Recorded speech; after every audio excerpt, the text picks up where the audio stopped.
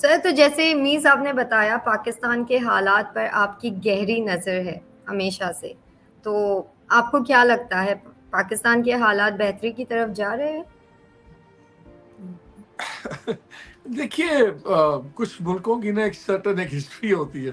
وہ ایک بڑا، جب ہم چھوٹے تھے، آپ تو خیر پیدا بھی نہیں ہوئی تھی، جب ہم چھوٹے تھے اس زمانے ایک مووی آئی تھی کلنٹ ایسٹ وڈ کی، گڈ دا بیڈ دا اگلی. تو کبھی گڈ ہو جاتا ہے، کبھی بیڈ ہو جاتا ہے، کبھی اگلی ہو جاتا ہے، but I think we are quite used to it. Resilience بڑی ہے. ڈیفیکلٹ ٹائمز، یا ویری ڈیفیکلٹ ٹائمز انڈیڈ. اور وہ کہتے ہیں کہ وہ ہمارے یہاں مذاق چلتا ہے کہ جی جو پٹھان ہوتے تھے نا، وہ جب کاروبار سے پیسے اکٹھے کرتے تھے تو اس کو پنجابی میں کہتے تھے سلوکا پہنا ہوا اس میں بہت جیبیں ہوتی تھیں. تو کبھی ایک جیب سے پیسے دوسری میں تیسری سے نکال کے پہلی میں. Pakistan is now run out of pockets.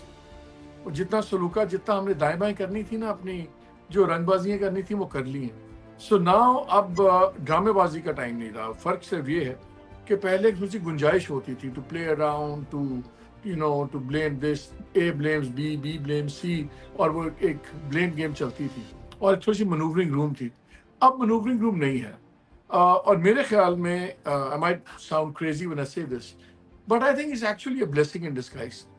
جو کام ہونے چاہیے تھے پچھلے 30 سالوں میں اکانومی کے اندر، پالیسی ریسٹرکچرنگ، دوسرے میئرز، جو ہر کسی نے سیاست کی بھیڑ چڑھائی، چاہے وہ پیپلز پارٹی تھی، چاہے وہ پی ایم ایل این تھی، چاہے وہ عمران خان کی گورنمنٹ تھی، کسی نے پالیسی پہ یا ریسٹرکچرنگ پہ کام نہیں کیا.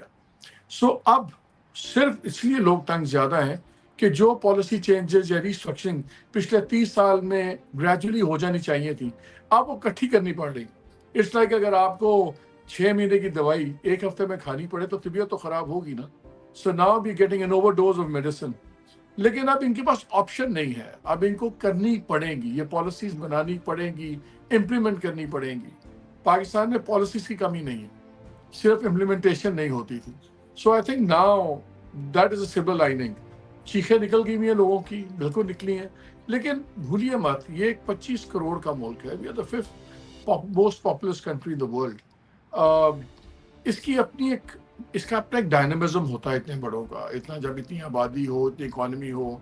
جب آپ نے کووڈ آیا تو کووڈ میں پاکستان کیوں سروائیو کر گیا؟ کافی بہتر لوگ بہت جگہ سے. ہماری جو parallel economy, undocumented economy, black جس کو آپ اکانومی کہتے ہیں، انفارمل سیکٹر، دا پولائٹ ورڈ، وہ فارمل سیکٹر سے بڑا ہے. لیکن چلے کووڈ تو ٹاپ گیا اس میں 2-3 سال، لیکن اکانومی چلتی نہیں ہے. سو اب یہ ٹرانزیشن ہوگی ٹورڈز ڈاکیومنٹڈ.